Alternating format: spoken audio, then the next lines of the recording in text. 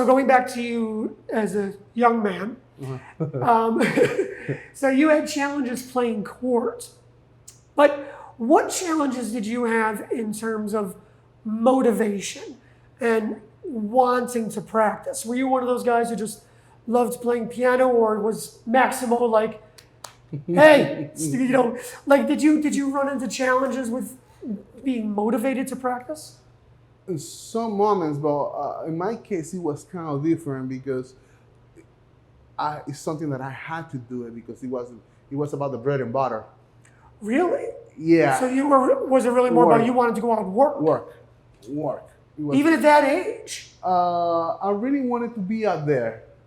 And the only way the only road to be out there is through work.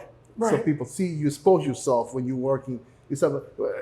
It's work for us, but / exposing ourselves. Right. So that really motivated me a lot to go back and practice and keep learning. And what did practicing look like to you when you were younger? Were you practicing every day? Were you doing 30 minutes a day? Was it real regimented, or did you just practice when you felt like it? I mean, what was your schedule?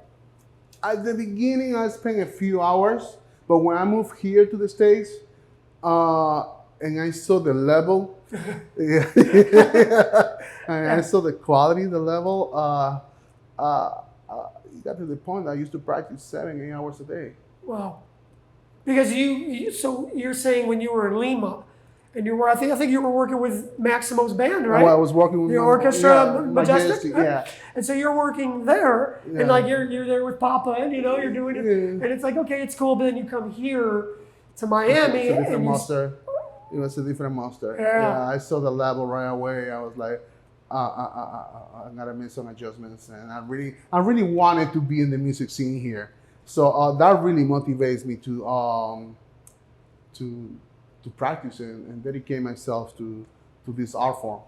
Well, it's funny because when I talk to a lot of musicians who have achieved a high level of playing and a high level of proficiency, there's usually what I like to call the woodshed moment. Mm-hmm. The moment where it could be a year, it could be 2 years, it could be 6 months, where it is just intense woodshedding and practicing. And you can't, I don't know if you can sustain it for your whole life, but there's a certain time where we spend that year or 2 or 3 or 6 months and we just, and we woodshed. Yeah. Was that your time? Is that when you came here and you said, I better? This is it. I used to spend a lot of time practicing Hanon. I got the point that I used to practice Hanon 1 hour and a half in the morning. Those Hanon exercises? All the way through.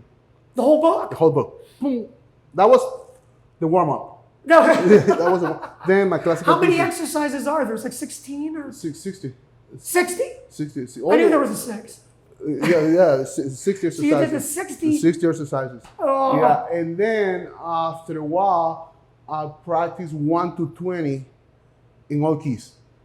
In all keys? To develop technique. It helped you. It was something that will help you a lot. Right. Just exercise number 1, Hanon 1, on 2 or 3 keys. Right. If you practice that on 1 key, on D flat, and you master D flat. Or D flat, D flat. flat, and you master the Hanon number 1, the first exercise on D flat, when you will go back to C, it's like nothing. It's nothing. Yeah, that will help you. You got all the flats. Yeah, D flat. D flat. Yeah. Yeah, that and B.